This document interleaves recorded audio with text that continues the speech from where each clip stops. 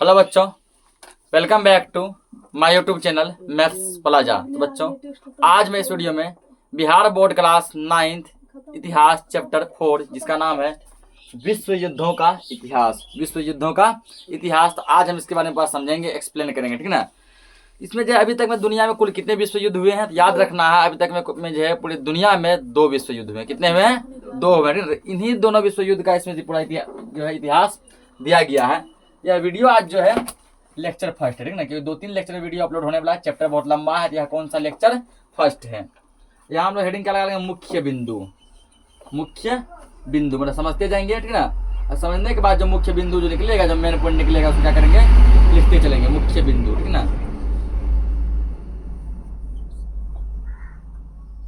अब इसको हम लोग समझेंगे।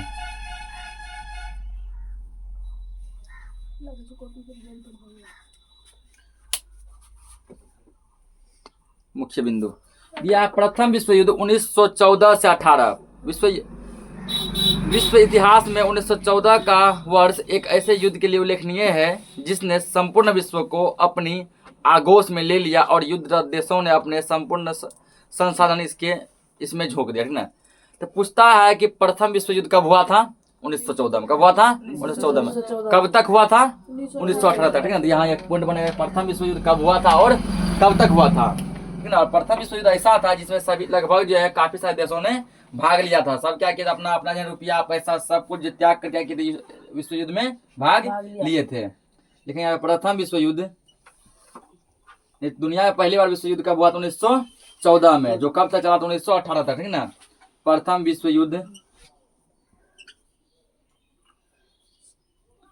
1914 से 18 तक, 1914 से 18 तक चला था। यहाँ ये इस 1914 मतलब क्या? ईस्वी, ठीक ना। 1914 ईस्वी से 1918 ईस्वी तक कुल 4 सालों तक जो पहला विश्व युद्ध चला था। तो पूछेगा कि प्रथम विश्व युद्ध कब हुआ था? कब हुआ का नाम बोले तो कब हुआ था? तो 1914 ईस्वी में। कब हुआ था? 1914 ईस्वी में, ठीक ना। यदि पूछेगा कि प्रथम विश्व युद्ध कब से कब तक चला था, तब हम बताएंगे 1914 से लेकर 1918 तक, ठीक ना। पूछे कब हुआ था, तब क्या बताना है? तब बोलना 14। कब से कब तक हुआ था, तब बोलेंगे कहाँ तक? तो 14 से 18 तक। आगे से समझेंगे, ठीक ना। इस युद्ध ने कई देशों के राजनीतिक, आर्थिक और नक्शा ही करके बदल दिया, ठीक ना। यह युद्ध जो हुआ, बहुत सारे देश में क्या हुआ? राजनीतिक सत्ता पर बदल गया। पहले इसकी सरकार थी, युद्ध के बाद अब उसकी सरकार बन गई। पहले मान लो राजतंत्र था, फिर प्रजातंत्र बन गया, लोकतंत्र बन गया। ऐसे बहुत सारी चीज देखने को मिले। आर्थिक स्थिति क्या हुआ? कुछ देशों के ऊपर डगमगा गया। आर्थिक स्थिति मतलब जितना ही रुपया पैसा था सब क्या किया? युद्ध में जाके खर्च कर दिया, झोंक दिया, ठीक ना। पूरा बदल गया। कितना देश का नक्शा बदल गया। जो पहले मतलब बहुत बड़ा हुआ करता था, वो तो हारते चला गया। जिस देश से हारा वो उसको हिस्सा क्या करते गया? अपने अंदर कब्जा करते चला गया। तो उसका नक्शा क्या हो गया? सिकुड़ के छोटा हो गया। इस युद्ध के कारणों को निम्नलिखित रूप से खोजा जा सकता है, ठीक ना। पहला जैसे इसमें दिया हेडिंग, साम्राज्यवादी प्रतिस्पर्धा, ठीक ना। साम्राज्यवादी प्रतिस्पर्धा समझते हैं ये क्या है। औद्योगिक क्रांति के बाद से ही ऐसे बाजारों के विस्तार के लिए उपनिवेशों के निर्माण की प्रक्रिया शुरू हो गई थी। औद्योगिक क्रांति, ठीक है, जैसे उद्योग के लिए, उद्योग यानी बिजनेस के लिए, व्यापार के लिए जो क्रांति हुआ, ठीक है, जो क्रांति हुआ तब से ही क्या हुआ? तो ऐसा जो है उपनिवेश का निर्माण प्रक्रिया शुरू हो गया था। ऐसे में पूर्व के साम्राज्यवादी आधिपत्य को चुनौती दिए बिना नए औपनिवेशिक क्षेत्र का निर्माण संभव नहीं था। जहां पे तुम्हारा क्या है? तो पुराना साम्राज्य है, जब तक उसको चुनौती नहीं देंगे, जब तक उससे डट के सामना नहीं करेंगे, तब तक नए उपनिवेश का जो है क्या करते? खोज नहीं कर सकते हैं, ठीक ना। इस दौर में जर्मनी और इटली का प्रवेश बहुत बाद में हुआ। यानी कि जर्मनी एक देश है, इटली भी क्या एक देश है। ये बहुत लेट से इसमें आया, ठीक ना। इस कारण उन्हें कम ही उपनिवेश हाथ लगे, लेकिन उसकी साम्राज्यवादी लिप्सा रुकने का नाम नहीं ले रही थी। उससे भले ही कम उपनिवेश नाम लगा। अब यहाँ पे एक नया वर्ड है, उपनिवेश, ठीक ना। उपनिवेश क्या है? जब कोई देश दूसरे देश पे कब्जा करता है तो उस देश का जो हिस्सा कब्जा करता है वो जो क्या कहलाता है? उपनिवेश कहलाता है, ठीक ना।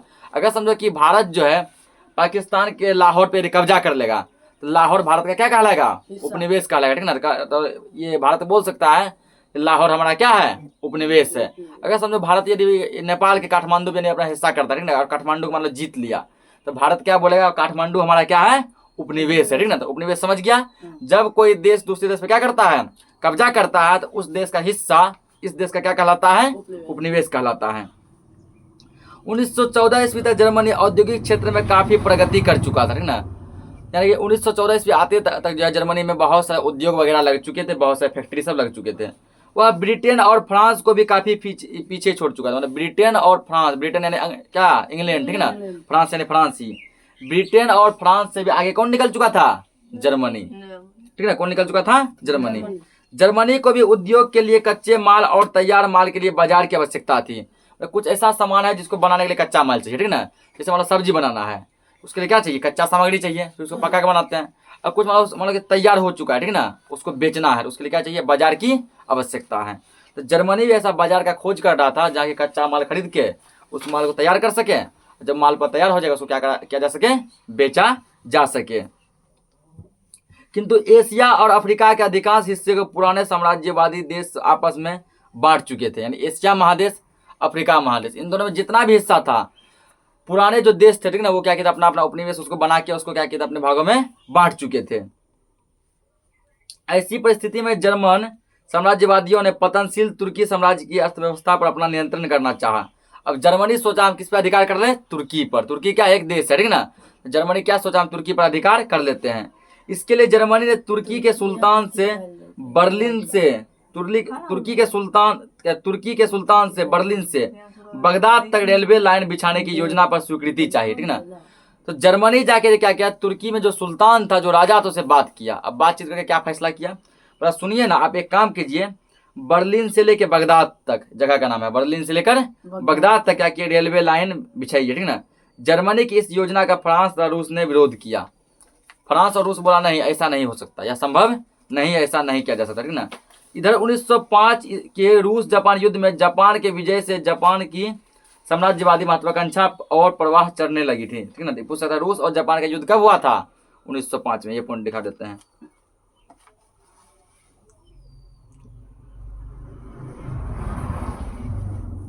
अगला लिखेंगे, पॉइंट नंबर 2 लिखना है यहाँ पे कि रूस और जापान का युद्ध 1905 ईस्वी में हुआ था।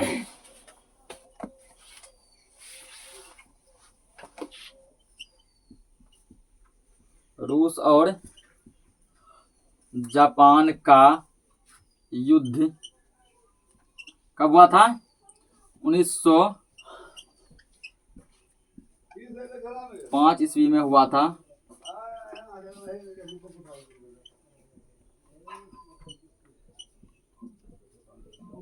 जिसमें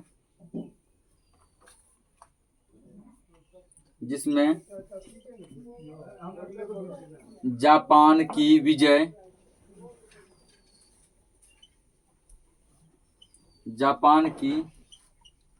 विजय और रूस की क्या हो गई? पराजय। और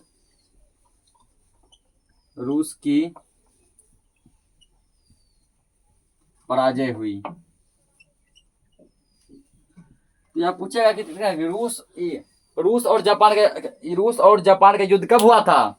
1905 ईस्वी में। कब हुआ था? 1905 ईस्वी में, ठीक ना। पूछेगा रूस जापान युद्ध में कौन सा देश जो जीता था? जीतने वाला देश कौन से है? जापान। और किस देश को पराजय का सामना करना पड़ा था? रूस को, ठीक ना। रूस जापान युद्ध में जापान की विजय हुई थी और रूस की पराजय हुई थी, और यह युद्ध जो है 1905 ईस्वी में हुआ था। 19वीं शताब्दी के अंत तक अमेरिका भी एक शक्तिशाली राष्ट्र के रूप में उभरकर सामने आ चुका था और व्यापार की स्वतंत्रता बनाए रखने में दिलचस्पी ले रहा था, ठीक ना। दूसरी ताकत के उभरने से उसके हितों को खतरा था। 19वीं शताब्दी मतलब समझो कि क्या 1800 कुछ ईस्वी, ठीक ना। जब तक ये रूस जापान वगैरह का युद्ध हुआ था तब तक अमेरिका भी जो है अपने आप को क्या कहते हैं बहुत शक्तिशाली राष्ट्र, शक्तिशाली देश वो बना चुका था और इसमें तो वो जो हस्तक्षेप कर चुका था। अगला हेडिंग है जैसे उग्र राष्ट्रवाद। 19वीं शताब्दी के उत्तरार्ध तक यूरोप के देशों में राष्ट्रीयता का संचार उग्र रूप से होने लगा, ठीक है। 19वीं शताब्दी के उत्तरार्ध मतलब समझो लगभग आधा बीत जाने के बाद यूरोप महादेश के लोगों को ऐसा लगा कि हम लोग कहीं ना कहीं क्या है? गुलाम है, ठीक है। क्या है? गुलाम है। सब में लगभग राष्ट्रीयता की भावना जगी और सबको लगा हमें क्या होना चाहिए? आजाद होना चाहिए। समान जाति, धर्म, भाषा और ऐतिहासिक परंपरा के लोग एक साथ मिलकर अलग अलग देश का निर्माण करना चाहते थे, ठीक ना। जो आदमी सेम सेम भाषा बोलते, जैसे मान के चलो कि हम लोग हिंदी बोल रहे हैं और भी बहुत ऐसे व्यक्ति जो क्या बोल रहे हैं, हिंदी, ठीक ना। वो लोग चाहने लगा कि जितना भी हिंदी भाषी लोग हैं जो एक ही प्रकार की भाषा बोलते हैं, उसके लिए एक देश को अलग कर दीजिए। क्या कर दीजिए, एक देश को अलग कर दीजिए। जो सेम जाति के लोग थे, ठीक ना, अलग सेम जाति के लोग थे, सभी जाति के लोग आपस में एकजुट हो गए। एक ही जाति के लोग बोला क्या कि इसको हमको एक अलग देश चाहिए। अब उसके बाद जो सेम धर्म के लोग थे, जो हिंदू थे, ठीक ना, वो बोला कि हमको एक हिंदू राष्ट्र अलग कर दीजिए। जो मुस्लिम थे वो बोले हमको मुस्लिम राष्ट्र अलग कर दीजिए। इसी प्रकार ईसाई, सिख सब क्या किया, अपना अपना धर्म को पकड़ के क्या बोले, हमको एक अलग राष्ट्र घोषित कर दीजिए, ठीक ना। उसी प्रकार जो यानी कि जाति, धर्म, भाषा इस प्रकार के आधार पर क्या बोला गया, हमको एक अलग देश जो दे दीजिए। तुर्की साम्राज्य तथा ऑस्ट्रिया हंगरी के अधिपत्य निवासी स्लाव जाति के थे, ठीक ना। तो पूछेगा तुर्की साम्राज्य और ऑस्ट्रिया हंगरी में अधिकांश निवासी किस जाति के थे, स्लाव जाति के, जाति स्लाव, ठीक ना। तो ऑस्ट्रिया में अधिकतर जो है किस जाति के लोग रहते थे, स्लाव जाति के लोग रहते थे। ये पॉइंट लिखाते हैं।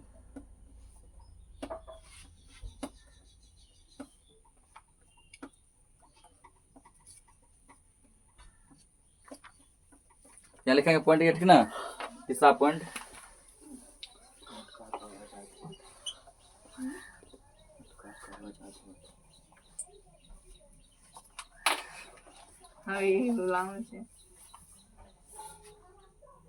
तुर्की साम्राज्य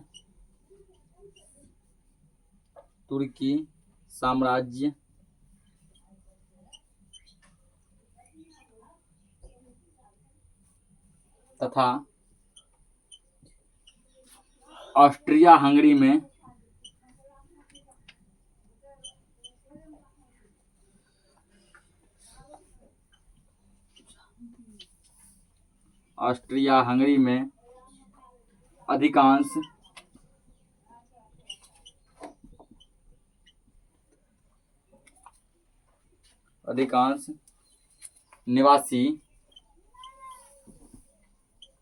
अधिकांश निवासी स्लाव जाति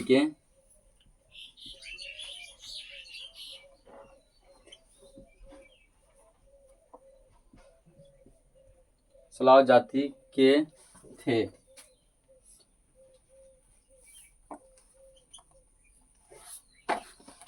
तो पूछेगा ऑस्ट्रिया में अधिकांश निवासी किस जाति के थे, स्लाव जाति के। हंगरी में अधिकांश किस जाति के लोग निवास करते थे, स्लाव जाति के, ठीक ना। या फिर जो तुर्की में अधिकांश किस जाति के लोग निवास करते थे, स्लाव जाति के। तो लगभग जो तीन को इसी में कवर किया गया है ना। उन लोगों ने सर्व स्लाव आंदोलन की शुरुआत की जो इस सिद्धांत पर आधारित था कि यूरोप के सभी स्लाव जाति के लोग एक राष्ट्र हो, ठीक ना। ये सभी मिलके जितने भी स्लाव जाति के लोग थे सब मिलके क्या किए, एक आंदोलन किए। और आंदोलन का मुख्य उद्देश्य ये था कि पूरे यूरोप महादेश में, ठीक ना, पूरे यूरोप महादेश में जितने भी देश हैं और उन सब देश में जितने भी स्लाव जाति के लोग हैं, सभी स्लाव जाति को एक जगह इकट्ठा किया जाए। इकट्ठा करके क्या किया जाए, हमें एक अलग देश, एक राष्ट्र क्या किया जाए, दिया जाए, ठीक ना, जिसमें हम सभी स्लाव जाति के लोग जो है क्या कहेंगे, अच्छे से रहेंगे। इसने ऑस्ट्रिया हंगरी का रूस के साथ संबंध कटु बना दिया, ठीक ना। ये स्लाव जाति के लोग क्या किए, अपने ऑस्ट्रिया हंगरी का संबंध जो है रूस के साथ बहुत बढ़िया था, ठीक ना, दोस्ती वाला था। ये क्या किया, ऐसा संबंध बना दिया कि दोनों अब एक दूसरे को देखना नहीं चाहता था, ना तो रूस ऑस्ट्रिया को और ऑस्ट्रिया रूस को। इसी तरह सर्व जर्मन आंदोलन शुरू हुआ जिसका लक्ष्य बाल्कान प्राय द्वीपीय में जर्मन साम्राज्य का विस्तार था। इस प्रकार उग्र राष्ट्रवाद ने यूरोप के देशों के आपसी संबंध को तनावग्रस्त करा दिया, ठीक ना। पहले यूरोप महादेश के सभी देश आपस में मिले जुले थे, ऐसा ऐसा कंडीशन आगे में लागू हुआ। आगे में ऐसा ऐसा कंडीशन आने के बाद जो सभी देश में आपस में टकरार क्या होता चला गया, बढ़ता चला गया। आगे जैसे हेडिंग है सैन्यवाद। यूरोपीय देश अपनी सैनिक शक्ति पर सारा ध्यान केंद्रित कर रहे थे, ठीक ना।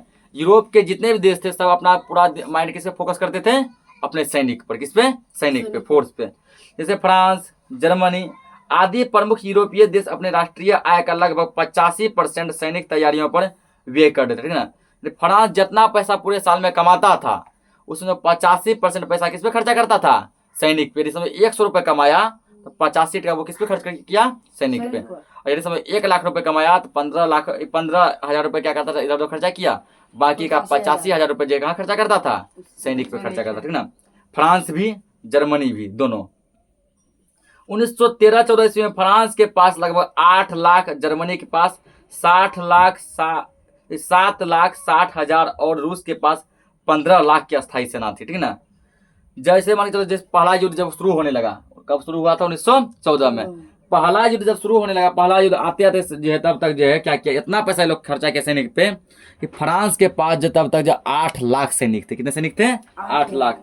जर्मनी के पास जो है 7,60,000 60, ठीक ना, 7,60,000 इतना सैनिक थे। और रूस के पास जो है इन दोनों को मिला के अकेले था 15 लाख सैनिक था, ठीक ना। इतना ये लोग क्या किया था, अपना सैनिक जमा करने के, जो पूरा साल में कमाई करता था सब पैसा किस पे इन्वेस्ट करता था? सैनिक पे। इतना जमा कर लिया। जल सेना के क्षेत्र में शुरू से इंग्लैंड का आधिपत्य था। जर्मनी ने इसको चुनौती के रूप में लिया और इंग्लैंड को नीचा दिखाने के लिए जहाजी बेड़ा बनाना शुरू कर दिया। अब सेना 3 टाइप का होता है, ठीक ना। एक क्या होता है? जल सेना, एक थल सेना, एक क्या होता है? वायु सेना। जल सेना को नेवी कहते हैं, थल सेना को आर्मी कहते हैं, और वायु सेना को एयरफोर्स कहते हैं, ठीक ना। तो जल सेना के मामले में यानी कि नेवी जो होता है, जो नाव वगैरह पे रहता है, ठीक ना, पानी के जहाज सब पे, उसमें इंग्लैंड का पहले से क्या था, वो दबदबा था, ठीक ना। और जर्मनी क्या किया, इसको दावने का प्रयास किया कि इंग्लैंड को भी क्या करेंगे, हरा देंगे, ठीक है। जहाँ के अंग्रेज हैं वहाँ के व्यक्ति को हरा देंगे। क्या किया, उससे चुनौती ले लिया, मतलब कि उसको क्या किया, खुलेआम चैलेंज दिया, ठीक ना। और चैलेंज देने के बाद सोचा कि हमको मेहनत करना पड़ेगा। इंग्लैंड को दिखाने के लिए क्या किया, तो जहाज बनाना शुरू कर दिया, जहाजी बेड़ा बनाना शुरू कर दिया। 1912 में जर्मनी ने इम्परेटर नामक जहाज बनाया, जो उस समय का सबसे बड़ा जहाज था। ये पॉइंट यहाँ लिखा है, ठीक ना। पूछे कि इम्परेटर नामक जहाज किसने बनाया था? जर्मनी ने। इम्परेटर नामक जहाज किसने बनाया था? जर्मनी ने। कब बनाया था? 1912 ईस्वी में, ठीक ना। कब बनाया था? 1912 ईस्वी। तो इस प्रकार से पढ़ो कि एक भी पॉइंट लगे नहीं, छूट रहा है मेरा, ठीक ना। एक एक पॉइंट क्या हो जाए, कवर हो जाए, ताकि क्वेश्चन कहीं से भी किसी पॉइंट से पूछे तो हमारा एक ही पॉइंट उसमें छूटना नहीं चाहिए, कि ऐसा नहीं लगे हम ये नहीं पढ़े हैं। 1912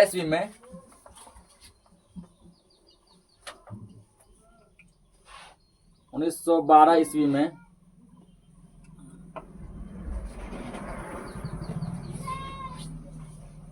जर्मनी ने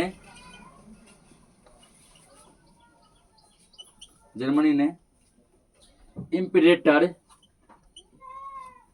ये जहाज का नाम है इम्परेटर। किसका नाम है? जहाज का, ठीक ना। इम्परेटर नामक जहाज बनाया।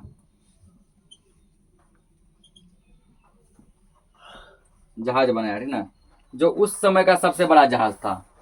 जहाज बनाया। तो पूछेगा कि जर्मनी ने कौन सा जहाज बनाया था? इम्परेटर। कब बनाया था?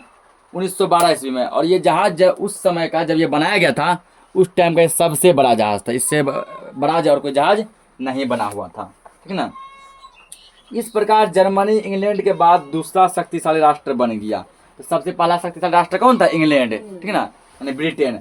अब जो ये जहाज वगैरह बना दिया, अब इसका जलवा कहाँ पे हो गया? ठीक है, इसका जलवा अब जो है क्या हो गया, 2nd नंबर पे आ गया। और जो है ये क्या किया, तो अपना अब ठीक ना, जल में भी, जल सेना में भी अपना क्या किया, दबदबा बनाने लग गया। कौन? जर्मनी। अब गुटों का निर्माण। साम्राज्यवादी लिप्सा के शिकार शक्तिशाली देश अपने अपने हितों के अनुरूप गुटों का निर्माण करने लगे, ठीक ना। जितने भी शक्तिशाली बड़े बड़े राष्ट्र थे, जितने भी शक्तिशाली क्या थे, बड़े बड़े राष्ट्र थे, ठीक ना, वो सभी देश क्या करने लगे, आपस में तो गुट बनाने लगे। क्या बनाने लगे? गुट बनाने लगे और गुटों का निर्माण करने लगे। एक समान स्वार्थ को केंद्र में रखकर राष्ट्र रणनीति तय करने लगे, ठीक ना। सब क्या किए, स्वार्थी बनते चले गए। क्या बनते चले गए? स्वार्थी बनते चले गए। और एक समान स्वार्थ तक के सब क्या किए, तो गुट का निर्माण करने लगे। परिणाम स्वरूप संपूर्ण यूरोप गुटों में बट गया। पूरे यूरोप महादेश में जितने भी देश थे, सभी देश किसमें बढ़ते चले गए? गुटों में बढ़ते चले गए। यूरोप धीरे धीरे सैनिक शिविर का रूप लेते जा रहा था, ठीक ना। क्या कि कुछ लोग अपना ग्रुप बना के, गुट बना के एक शिविर बना लिया होता है ना। फिर कुछ आदमी क्या किया, अपना गुट बना के क्या किए, एक शिविर लगा लिए। फिर कहीं पे कुछ आदमी अपना ग्रुप बना के ठीक है, एक गुट बना कर क्या किया, अपना एक शिविर बना लिए। ऐसे समझो काफी सा शिविर बनने लगा। यूरोप में यह प्रक्रिया 19वीं शताब्दी से ही जारी थी। 1800 कुछ ईस्वी, 19वीं शताब्दी मतलब 1800 कुछ ईस्वी, तभी से यह प्रक्रिया यूरोप में जोर शोर से जारी था। यूरोप में गुटबंदी का जन्मदाता जर्मनी के चांसलर बिस्मार्क को माना जाता है, ठीक ना। जर्मनी का चांसलर कौन थे? बिस्मार्क। चांसलर का मतलब होता है प्रधानमंत्री। चांसलर का मतलब क्या होता है? प्रधानमंत्री, ठीक ना। तो जर्मनी के जो प्रधानमंत्री थे ये बिस्मार्क, ये क्या किए, तो गुट को बंद करवाए, ठीक ना। यानी पूछेगा कि गुटबंदी का जन्मदाता किसे कहा जाता है? बिस्मार्क को। किसको कहा जाता है? बिस्मार्क को। अगला, बिस्मार्क कहाँ का चांसलर था? जर्मनी का। तो यह पॉइंट दिखाया जाएगा। तो आगे पॉइंट लिखो, ठीक ना। पॉइंट नंबर कितना होगा? पांचवा पॉइंट देखेंगे कि यूरोप में गुटबंदी का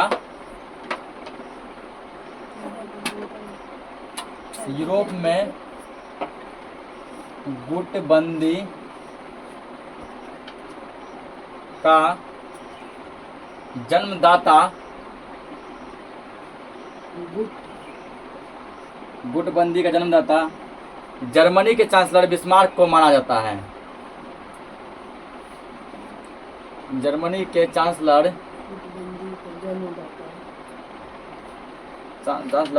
बिस्मार्क को माना जाता है, ठीक ना।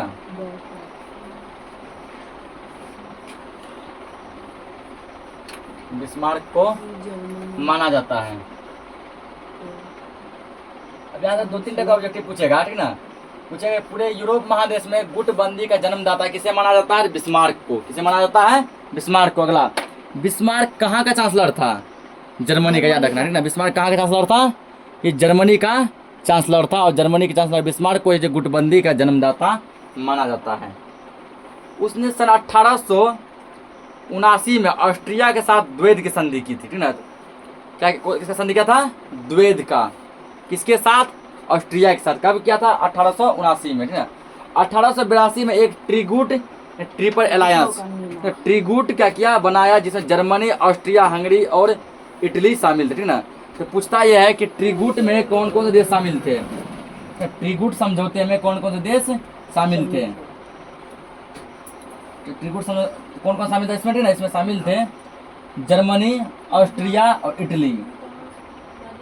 जर्मनी, ऑस्ट्रिया और इटली, ये लिख लेते हैं, ठीक ना। तो ट्रीगूट समझौते में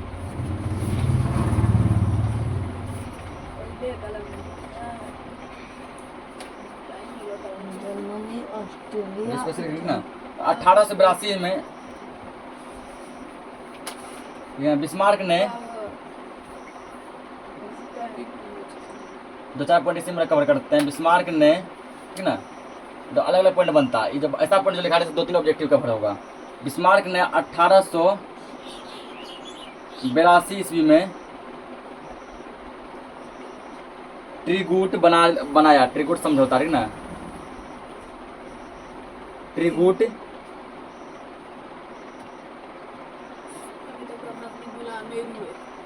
क्या दिया?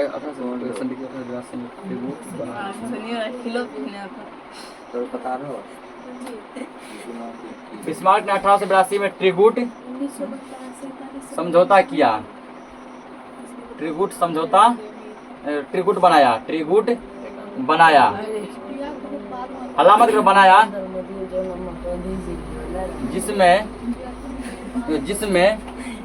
जर्मनी,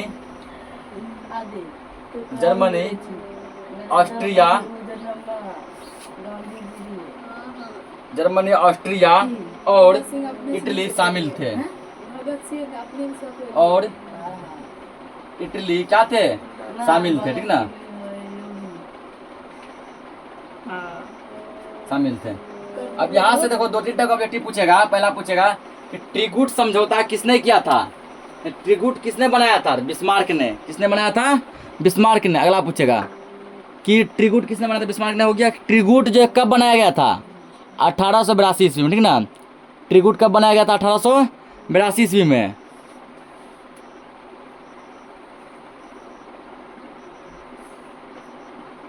उसके बाद और पूछेगा, ठीक ना, कि ट्रीगूट जो है, ट्रीगूट समझौते में कौन कौन से देश शामिल थे? जर्मनी, ऑस्ट्रिया और इटली, ठीक ना। ये ऑब्जेक्टिव बहुत बार पूछा गया कि ट्रीगूट में कौन कौन से देश शामिल थे? जर्मनी, ऑस्ट्रिया और इटली। इन तीनों देशों को मिलाकर क्या किया गया? ट्रीगूट बनाया गया।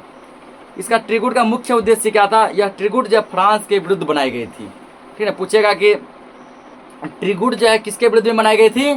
फ्रांस के विरुद्ध में, ताकि फ्रांस को हम हराया जा सके, ठीक है। उसको हराने के लिए, अकेले हराने के लिए कितने देश मिल गए? 3 देश मिल गए, जर्मनी, ऑस्ट्रिया और इटली। यद्यपि इटली की विश्वसनीयता संदिग्ध थी, क्योंकि उसका मुख्य उद्देश्य यूरोप में ऑस्ट्रिया हंगरी से कुछ इलाके छीनना और फ्रांस की सहायता से त्रिपोली को जीतना था। इस ट्रीगूट के विरोध में फ्रांस, रूस और ब्रिटेन ने 1907 में एक त्रिदेशीय संधि बनाई, ठीक ना। और ट्रीगूट के विरोध में क्या किया? फ्रांस, रूस और ब्रिटेन, ठीक ना, ये तीनों भी मिलकर क्या किया? त्रिदेशीय संधि बनाए। कौन सा संधि बनाए? त्रिदेशीय संधि बनाए। किसके विरुद्ध में? त्रिगुट के विरुद्ध में, कि यदि तुम लोग आपस में 3 मिलेगा तो हम लोग भी क्या है, किसी से कम नहीं है, ठीक ना, हम लोग भी किसी से कम नहीं है। यह सामान्य हितों और समझदारी और आधारित ढीला ढाला गठजोड़ था। इन दोनों गुटों की उपस्थिति ने युद्ध की भयावहता को तय कर दिया, ठीक ना। ये अब क्या हुए, उधर 3 देश और उधर भी 3 देश। त्रिगुट में 3 देश कौन कौन? जर्मनी, ऑस्ट्रिया और इटली। और त्रिदेशीय संधि में 3 देश कौन कौन? फ्रांस, रूस और ब्रिटेन। ये सब आपस में जब लगने लगे सेटिंग ना, तो ऐसा लगने लगा कि युद्ध जो है कोई छोटा मोटा युद्ध नहीं होने वाला, बल्कि बहुत भयावह, बहुत भयंकर युद्ध होने वाला है। घटनाक्रम तो 1914 ईस्वी में प्रारंभ हुए प्रथम विश्व युद्ध के पूर्व के वर्षों में इस तरह की घटनाएं घटित हो रही थी, जैसे मोरक्को का प्रश्न हो गया, बाल्कान, प्रायद्वीपीय का मुद्दा, ये सभी युद्ध को, ठीक ना, निकट लाने का कार्य कर रहे थे। 1914 में पहला युद्ध जो हुआ, 1914 में प्रथम विश्व युद्ध स्टार्ट हुआ, तो उसमें पहले छोटे छोटे जो क्या है सवाल खड़े हुए, ठीक ना, जैसे बाल्कान का प्रायद्वीपीय मुद्दा, मोरक्को का मुद्दा, ये सब मुद्दा उसमें क्या हुआ सामने आया। 1904 ईस्वी में आपसी समझौते के फलस्वरूप ब्रिटेन को मिस्र में उपनिवेश स्थापित करने की छूट मिली और फ्रांस को मोरक्को प्राप्त हुआ, ठीक ना। पूछेगा यहाँ पे कि ब्रिटेन को जो है मिस्र में उपनिवेश स्थापित करने की छूट कब मिली? 1904 ईस्वी में। फ्रांस को मोरक्को कब प्राप्त हुआ? 1904 ईस्वी में। इससे जर्मनी को बड़ा क्षोभ हुआ, मतलब बहुत जर्मनी को दुख हुआ, बहुत तकलीफ हुआ, ठीक ना। जर्मनी मोरक्को की स्वतंत्रता की दुहाई दे रहा था और फ्रांस अपने हित के आगे अंधा बना हुआ था, ठीक ना। 1911 ईस्वी में फ्रांस ने मोरक्को के अधिकांश भाग पर अधिकार कर लिया। तो मोरक्को के अधिकतर भाग पे किसका अधिकार हो गया? फ्रांस का। किसका अधिकार हो गया? फ्रांस का, ठीक ना। किसने कर लिया अधिकार? तो किसने कर लिया? फ्रांस ने कर लिया। किस पर? मोरक्को पर। 1904 ईस्वी में ऑस्ट्रिया ने तुर्की पर अपना अधिकार जमा लिया। देखेंगे यहाँ पे अगला पॉइंट। 1904 ईस्वी में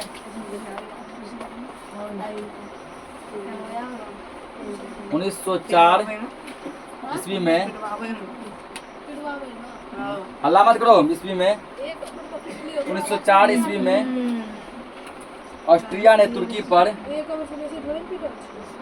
हल्ला मत करो, समझ लो मजा से, ऑस्ट्रिया ने इटली पर अपना अधिकार जमा लिया। ऑस्ट्रिया ने इटली पर क्या किया? अपना अधिकार, और इटली नहीं होगा तुर्की होगा। ऑस्ट्रिया ने तुर्की पर, किस पे? तुर्की पर, ठीक ना। ऑस्ट्रिया ने तुर्की पर अपना अधिकार जमा लिया।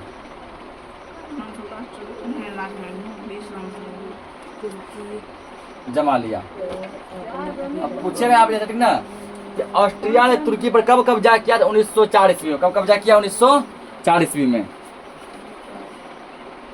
इस क्षेत्र की सर्बिया भी लेना चाहता था ना, वो चाहता था यहाँ जो सर्बिया वगैरह वो भी ले लें, ठीक ना।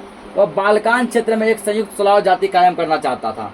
उसका ऑस्ट्रिया का मेन उद्देश्य था कि बाल्कान क्षेत्र में, जहाँ बाल्कान जाति के लोग रहते हैं, ठीक ना, जो बाल्कान क्षेत्र हैं, वहाँ पर भी हम अपना स्लाव जाति क्या करें? स्थापित कर दें, वहाँ पर भी स्लाव जाति पूरा भर दें पकड़ के। इसके लिए उसे रूस का समर्थन प्राप्त था, ठीक ना। इस कार्य के लिए क्या क्या ऑस्ट्रिया को कौन सपोर्ट कर रहा था? रूस। ऑस्ट्रिया को रूस का सपोर्ट मिल रहा था, तुम तुर्की पे अधिकार करो, वहाँ स्लाव जाति का स्थापना कर दो। रूस ने ऑस्ट्रिया को युद्ध छेड़ने की धमकी दी, ठीक ना। इस पर जर्मनी खुलकर ऑस्ट्रिया के पक्ष में आ गया। रूस क्या किया? ऑस्ट्रिया को जो है क्या क्या धमकी दे रहे हैं कि तुम युद्ध छेड़ो, तुम क्या करो? युद्ध छेड़ दो, मतलब युद्ध तुम छेड़ दो, जो होगा आगे हम देख लेंगे। इस पर क्या किया? जर्मनी भी ऑस्ट्रिया का साथ देने लगा। जर्मनी भी उधर से बोला हम तुम्हारे साथ हैं, हम तुम्हारे साथ हैं, लेकिन जन्म जन्म का साथ है तुम्हारा हमारा, अगर ना मिलते जन्म में लेते जन्म दोबारा, ठीक ना। तो जर्मनी भी क्या किया? किसका साथ दे दिया? ऑस्ट्रिया का साथ दे दिया, ठीक ना। अंततः रूस को पीछे हटना पड़ा, लेकिन इस घटना से रूस और जर्मनी में कटुता और बढ़ चली गई, ठीक ना। तो क्या हुआ? तो रूस धीरे धीरे क्या पीछे हट गया। रूस क्या हो गया? पीछे हट गया, जिसका क्या रूस और ऑस्ट्रिया में दोनों में तो मतभेद हो गया, ठीक ना। क्या हो गया? मतभेद हो गया।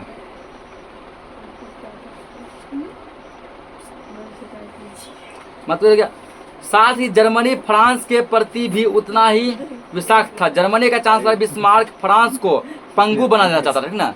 जर्मनी के चांसलर बिस्मार्क जो है वो चाहता है फ्रांस को ऐसे हराए, इस कदर बदनाम कर दे, इस प्रकार उसको ना युद्ध में पूरा क्या कर हरा के जीरो कर दे, वो पंगु बन जाए। क्या बन जाए? पंगु, यानी भिखारी जैसा बन जाए। उसने फ्रांस के धनी प्रदेश आल्सास तथा लारेन पर अपना अधिकार कर लिया था। तो पूछेगा कि आल्सास और लारेन पर किसने अधिकार किया था? बिस्मार्क ने। किसने किया था? बिस्मार्क ने। ये दोनों ऐसे प्रदेश हैं जो कि फ्रांस के बहुत अमीर प्रदेश थे, ठीक है। जैसे भारत का मतलब बड़ा प्रदेश दिल्ली हो गया, मुंबई हो गया है, ये सब कोलकाता वगैरह हो गया। इसी प्रकार फ्रांस के अल्सास और लारेन ये दोनों क्या थे? बहुत बड़े प्रदेश थे जो बहुत अमीर थे, ठीक है ना। तो वहां पर क्या किया? ये अधिकार कर लिया। कौन अधिकार कर लिया? बिस्मार्क। बिस्मार्क कहाँ का चांसलर था? जर्मनी का। जर्मनी ने मोरक्को में भी फ्रांस का डट कर विरोध किया। मोरक्को में भी जो कुछ फ्रांसीसी रहते थे उसका डट के विरोध किया, वहां से भगाने का प्रयास किया। फलतः यह खाई बढ़ती चली गई और इसने विश्व युद्ध को और नजदीक ला दिया। इस प्रकार जर्मनी और फ्रांस में पूरा क्या एकदम दुश्मनी हो गई, ठीक ना। दोनों मतभेद बढ़ता चला गया और अब लगा अब विश्व युद्ध होकर ही रहेगा। विश्व युद्ध अब होकर ही रहेगा, अब कोई चारा नहीं है, ठीक ना। अगला हेडिंग है अब युद्ध की शुरुआत। युद्ध की शुरुआत एक मामूली घटना से हुई थी। युद्ध का शुरुआत कोनो बड़ा घटना से नहीं हुआ था, ठीक ना।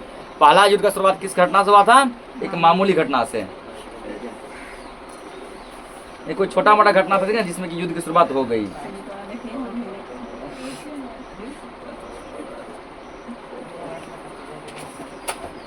अगर संपूर्ण यूरोप गुटों में ना बटा होता और कटुता एवं द्वेष का माहौल पहले से व्यापना होता तो शायद यह घटना नहीं होती। बोला गया, ठीक ना। पूरा यूरोप अगर गुट में नहीं बटा होता, पूरे यूरोप के सभी देशों में, ठीक ना, कटुता मतलब कि दुश्मनी की भावना नहीं होती तो शायद जो पहला विश्व युद्ध नहीं होता। 28 जून 1914 को आर्क ड्यूक फर्डिनेंड की बेंसिनिया की राजधानी, ठीक ना, सराजेवो में हत्या हो गई। एक यहाँ देश है बेंसिनिया। कौन देश है? बेंसिनिया। बेंसिनिया की राजधानी है सराजेवो, ठीक ना। तो बेंसिनिया की राजधानी सराजेवो में क्या हुआ? तो एक हत्या हो गई।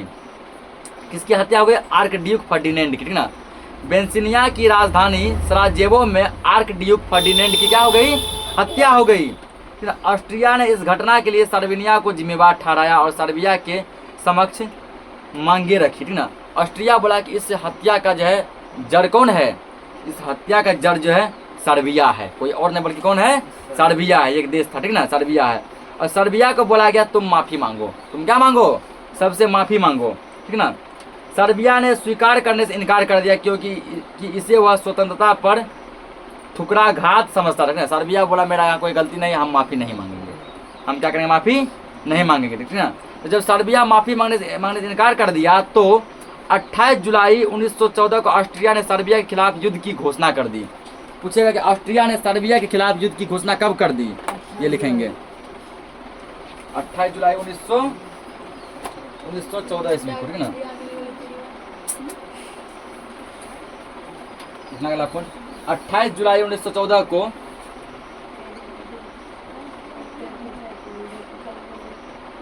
ऑस्ट्रिया ने सर्बिया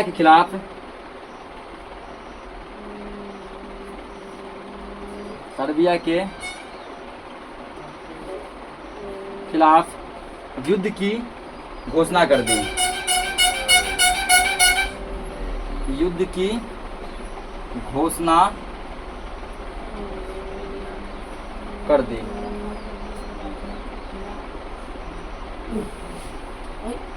28 जुलाई 1914 क्या किया? ऑस्ट्रिया ने सर्बिया के खिलाफ एक युद्ध की घोषणा कर दी। अब कुछ भी हो जाए सर्बिया को नहीं छोड़ना है, ठीक ना, उसको नहीं छोड़ना है। घोषणा कर दी, ठीक ना। उसके बाद दिया गया है रूस ने सर्बिया को पूर्ण सहायता का वचन दिया और युद्ध की तैयारी करने लगा, ठीक ना। रूस बोला सर्बिया को देखो डरो मत। क्या को? डरो मत, हम तुम्हारे साथ हैं, ठीक ना। हम तुम्हारे साथ हैं। डरने की क्या बात है जब रूस सर्बिया के साथ है, ठीक ना। बोला तुम डरो नहीं, डरने कोई जरूरी नहीं है, ठीक ना। रूस क्या सर्बिया के साथ था। बोला हम तुम्हारे साथ हैं, तुम युद्ध की तैयारी करो, ठीक। जर्मनी ने 1 अगस्त 1914 को रूस और 3 अगस्त 1914 को फ्रांस के खिलाफ युद्ध की घोषणा कर दी। जर्मनी क्या बोलेगा? जर्मनी ने रूस के खिलाफ युद्ध की घोषणा कब कर दी? 1 अगस्त 1914 को, ठीक ना। जर्मनी ने रूस के खिलाफ 1 अगस्त 1914 को और फ्रांस के खिलाफ 3 अगस्त 1914 को युद्ध की घोषणा कर दी। ये भी पॉइंट लिखेंगे, ठीक ना। लिखना है यहाँ पे 9वां पॉइंट लिखो, हल्ला मत करो। देखो जर्मनी ने 1 अगस्त 1914 को 1 अगस्त 1914 को रूस और 3 अगस्त 1914 को, हल्ला मत करो, लिखो यहाँ पहले, और 3 अगस्त 1914 को फ्रांस के खिलाफ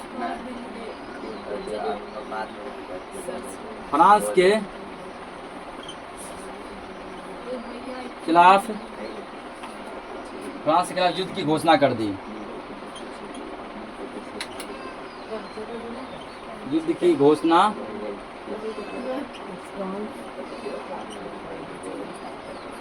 कर दी। कुछ जर्मनी ने रूस के खिलाफ युद्ध की घोषणा कब की थी? 1 अगस्त 1914 को। फिर पूछेगा जर्मनी ने फ्रांस के खिलाफ युद्ध की घोषणा कब की थी? 3 अगस्त 1914 को, ठीक ना। तो घोषणा कर दी गई। उसके बाद दिया गया है फ्रांस पर दबाव डालने के लिए जर्मनी सेनाएं 4 अगस्त को बेल्जियम में घुस गई, ठीक ना। फ्रांस पे दबाव बने, फ्रांस पे प्रेशर बने, फ्रांस हार मान जाए, इसलिए क्या किया जर्मनी का सेना 4 अगस्त 1914 को कहाँ घुस गया? बेल्जियम में घुस गया, ठीक ना। कहाँ घुस गया? बेल्जियम में। उसी दिन ब्रिटेन ने जर्मनी के खिलाफ युद्ध की घोषणा कर दी और इस तरह यह व्यापक रूप धारण करने लगा, ठीक ना। तो यानी कि 4 अगस्त 1914 को ब्रिटेन ने जर्मनी के खिलाफ युद्ध की घोषणा कर दी। ब्रिटेन किसके खिलाफ युद्ध की घोषणा कर दी? जर्मनी। ब्रिटेन कौन है? इंग्लैंड है, ठीक ना। ब्रिटेन कौन है? इंग्लैंड। तो क्या किया गया? 4 अगस्त 1914 को ब्रिटेन जर्मनी के खिलाफ युद्ध की घोषणा कर दी और धीरे धीरे यह युद्ध का बड़ा रूप लेने लगा। इसी क्रम में दूसरे देश भी लड़ाई में शामिल होते चले गए, ठीक ना। जापान ने सुदूर पूर्व में जर्मनी के उपनिवेश हथियाने के उद्देश्य से जर्मनी के खिलाफ गृह युद्ध की घोषणा कर दी। जापान सोचा कि जर्मनी का एक जगह था जिसका नाम था सुदूर पूर्व, ठीक ना, तो वो हथिया लेंगे। इस हथियाने के उद्देश्य से जर्मनी में गृह युद्ध का घोषणा कर दिया। कौन? जापान। तुर्की और बुल्गारिया जर्मनी की तरफ हो गए, ठीक ना। तुर्की बोला देखो भैया हम आपका साथ देंगे, ठीक ना। बुल्गारिया भी बोला कि हम भी किसका साथ देंगे? हम भी आपका ही साथ देंगे, ठीक ना। ये लोग जर्मनी के साथ हो गया।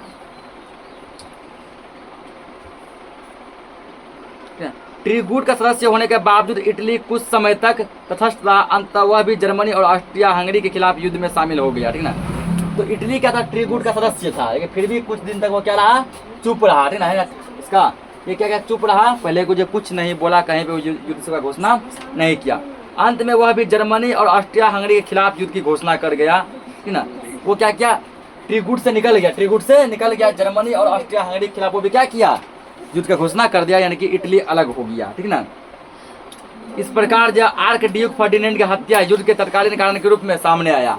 तो पूछेगा प्रथम विश्व युद्ध में जो तत्कालीन कारण क्या था? वो था आर्क ड्यूक फर्डिनेंड की हत्या। अगर समझो कि आर्क ड्यूक फर्डिनेंड की हत्या ना होती तो प्रथम विश्व युद्ध जो उस समय नहीं होता, ठीक ना। प्रथम विश्व युद्ध उस समय नहीं होता। यहाँ तक बात समझ गया, ठीक ना। तो चैप्टर जो बहुत लंबा है, फिलहाल आज के लिए लेक्चर को इतना ही रखते हैं। बाकी जो भी पार्ट इसका बचा हम लोग नेक्स्ट लेक्चर में समझेंगे। तब तक के लिए जय हिंद।